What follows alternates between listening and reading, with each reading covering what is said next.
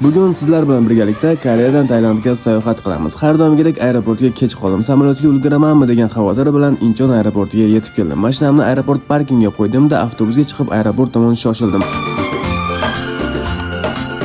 Yaxshiyamki hammasi o'z vaqtida bo'ldi. Tezda ro'yxatdan o'tdim-da, samolyot tomon yo'l oldim. Va nihoyat men sevgan o'sha koridor. Shunday qilib, xayr Koreya, salom Tailand deya samolyotga ham chiqib oldim. Koreyadan Tailandgacha parvoz taxminan 5 soatni tashkil etar ekan. Yo'l-yo'lakay kitob o'qib, vaqt o'tganini sezmay ham qoldim. Derazadan qarasam, Tailandning tungi chiroqlari ko'rina boshladi. Wow, juda ham chiroyli manzara. Shu tariqa Bangkokdagi Suvarnabhumi aeroportiga yetib keldim. Katta chemodanlardan ko'ra bitta ryukzak bilan sayohat qilishni yaxshi ko'raman. Shu uchun ortiqcha yuk kutib o'tirishga ham hojat yo'q. Bir amallab metroga chipta olib, mehmonxona tomon yo'l oldim.